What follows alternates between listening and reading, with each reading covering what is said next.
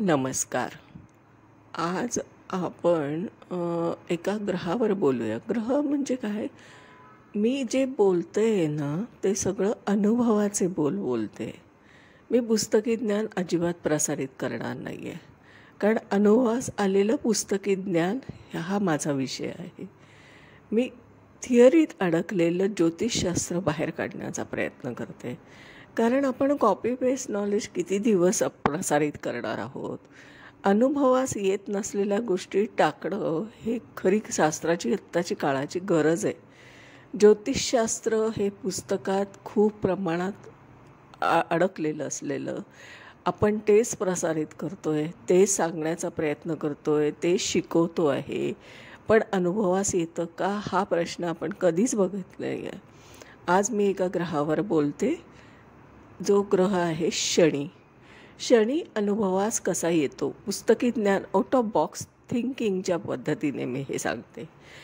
शनीच्या वर्णन पुस्तकामध्ये भरपूर दिलेलं आहे. आपण यूट्यूबवर पण त्याचं रूप दाखवलं आहे, स्वरूप दाखवलं आहे. शनीबद्दलचे एक विद्रूप स्वरूप, एक विद्रूप आकृती अशी पण दाखवण्यात येते आहे. खरंच शनी ग्रह असा आहे का, जो आपण बघतो इमॅजिनेशनमध्ये आणि जो काय आपल्याला पुस्तकांमधून व्यक्त केला जातो आहे कसा आहे वगैरे, खरंच तसा आहे का? असा कधी प्रश्न पडला का आपल्याला अभ्यास करताना? हा पडला पाहिजे होता. कारण आपण काय करतो आहे, समोरचा जे सांगतो आहे ते मान्य करतो आहे. पण समोरचा ते बोलतो जे आहे ते तो अनुभवाच्या बोलातून बोलतो आहे की पुस्तकी ज्ञान बोलतो आहे, हे नेहमी ताडून बघितलं पाहिजे आपण. आता पहिला मुद्दा असा आहे की शनी काय आहे? आपण माहीत आहे शनी आपल्याला एक सर्वात लांब असलेला, पृथ्वीपासून अतिशय दूर अंतरावर असलेला ग्रह आहे.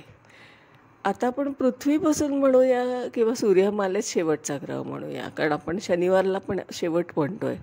वाराप्रमाणे जसे पडलेत, जसे रविवारपासून ते शनिवारपर्यंत असे हे आपले आठवड्याचे वार आहेत.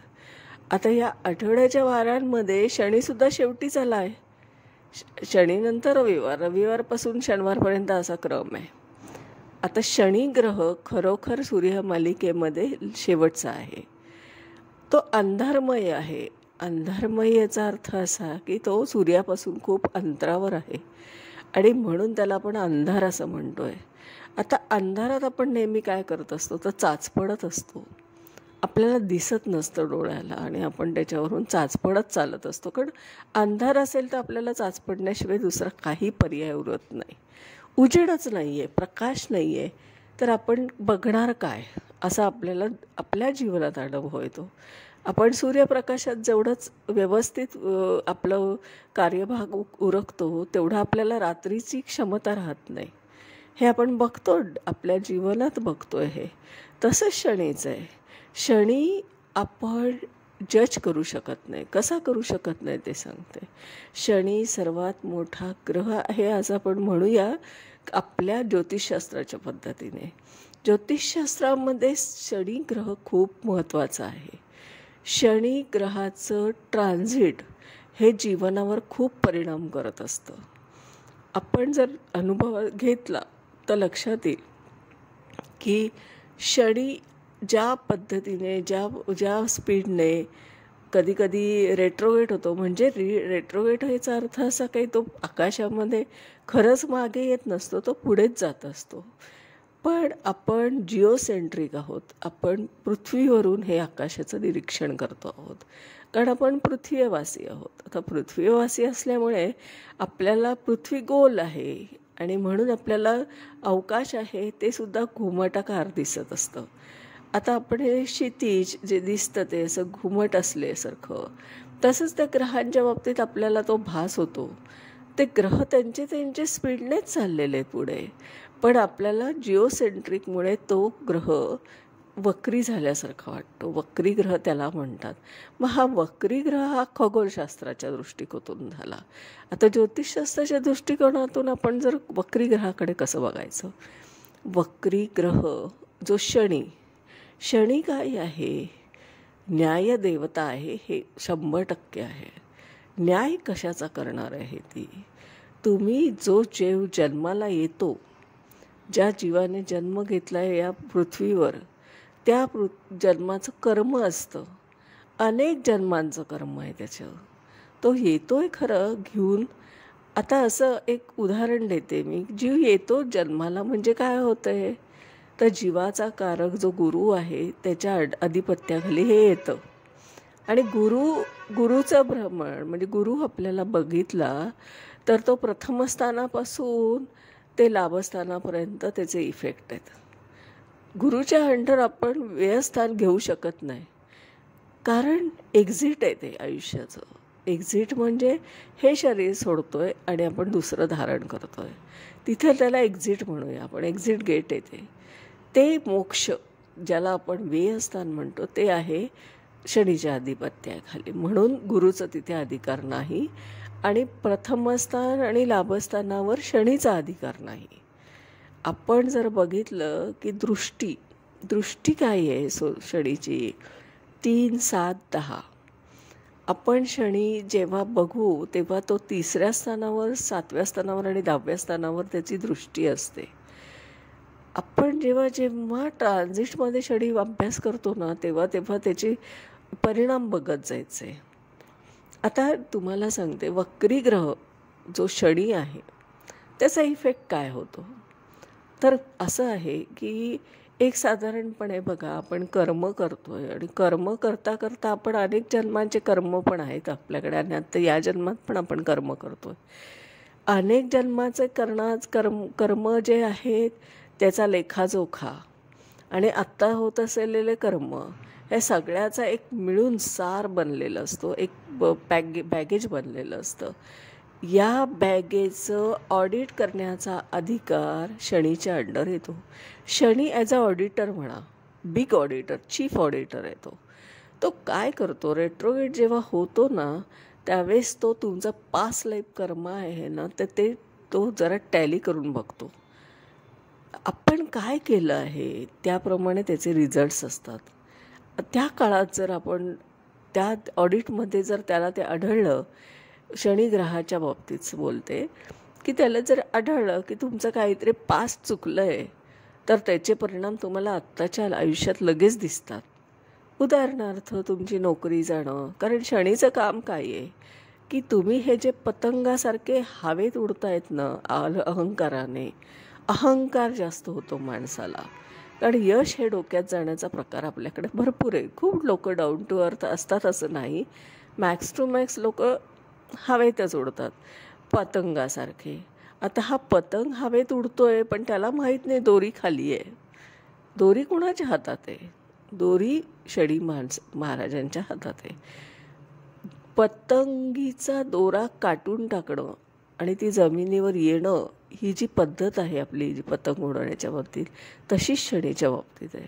शनी पतंग काटतो, कारण तुमचा अहंकार जास्त वाढला की तुम्ही शनीच्या प्रमाणात 100% समजून घ्यायचं की आपल्याला आता काहीतरी बदल आपल्याला अनुभवावा लागणारच आहे.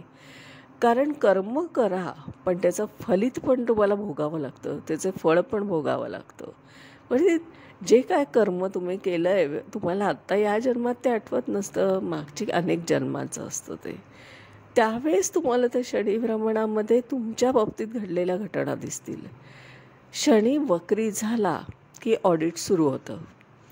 ऑडिट सुरू झालं, त्याच्यात जे काय त्याला आढळेल त्याची एंट्री जर रेक्टिफाय तुम्ही केली नाही, त्याच्यात जर तुम्ही सुधारणा केली नाही, ऑडिटमध्ये जेव्हा ऑडिट रिपोर्ट दिला जातो त्यावेळेस त्याच्याबद्दल अशी अपेक्षा असते की तुम्ही ही एंट्री रेक्टिफाय करा. ऑडिट झालं आहे, शनीचं भ्रमण होऊन गेलं आहे, पुढे गेला आहे आपल्या स्थानापासून आणि परत तो मागे येऊन वळतोय का येतोय, त्याला वाटतं की आता हे मी जे काय यांना ऑडिट रिपोर्ट दिला आहे ती एंट्री यांनी रेक्टिफाय केली आहे का, शुड इट रेक्टिफाय.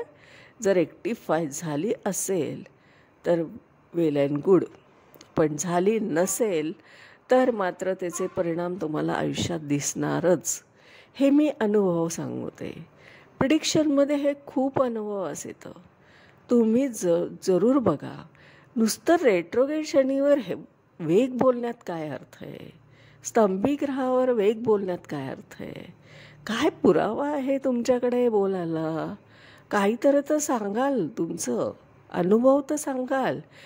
पुस्तकाची थिअरी घेऊन नुसतं बोलण्यात काहीच अर्थ नाही. तुम्ही शनीचं भ्रमण ट्रायली करून बघा. तुम्हाला शनी ग्रह काय आहे ही चीज त्यावेळेस कळते. तुम्हाला प्रिडिक्शनमध्ये ते कळतं की शनीने काय केलेलं आहे या व्यक्तीच्या बाबतीतलं. कारण तो दंडाधिकारी आहे, न्यायदेवता आहे, त्याचं ऑडिट असतं. शनी इतका टेकन टू बी ग्रँटेड घेतलेला नाही पाहिजे. म्हणून माझं असं मत आहे की कर्म नीट ठेवा. कर्म नीट ठेवलं ना तर तुम्हाला हे भ्रमण काहीही जड जात नाही.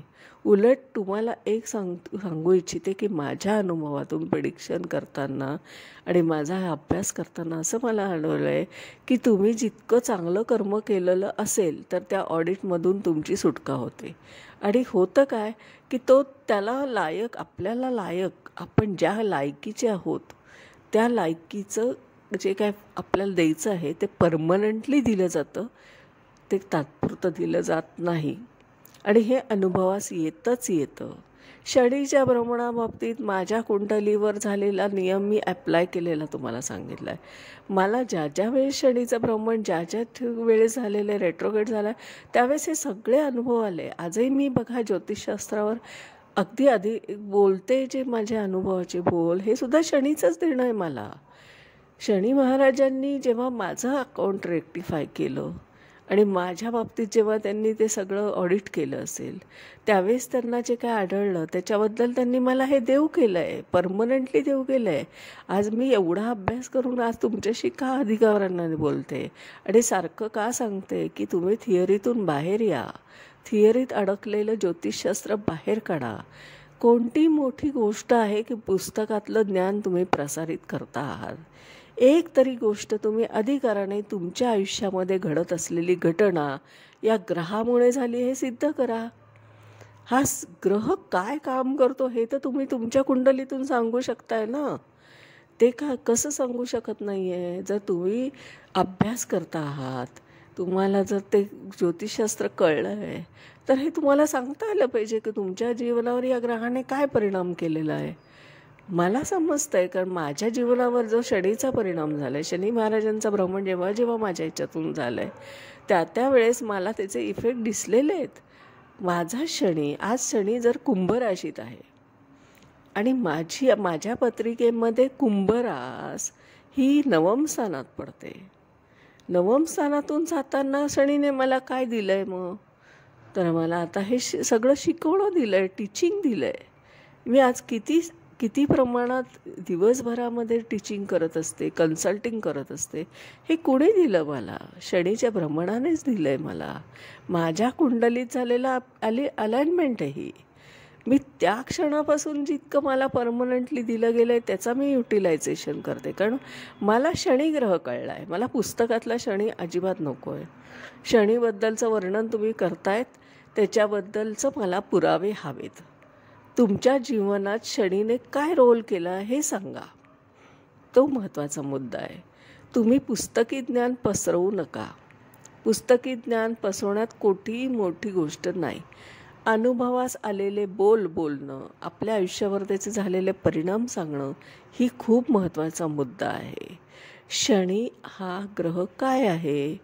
तर शनी हा ग्रह सर्वात मोठा आपल्या ज्योतिषशास्त्रात परिणाम देणारा ग्रह आहे. म्हणून शनीला नेहमी आपण ॲप्लाय करताना जेव्हा आपण कुंडलीवर बघतो त्यावेळेस कुंडलीमध्ये त्याचा परिणाम आपल्याला काय बघतो आणि आपल्या जीवनात पण काय होतो आहे हा महत्त्वाचा मुद्दा आहे. महत्त्वाचा मुद्दा आहे की आपण आपला भ्रमण सांगता आलं पाहिजे आपल्याला. हा महत्त्वाचा आपला मुद्दा आहे. आपण त्यावर आता उद्या नवीन विषयावर बोलूया. नवीन विषय घेऊन उद्याचा जो काय असेल त्यावर मी बोलेल. आजच्या दिवसात इथेच थांबूया. धन्यवाद.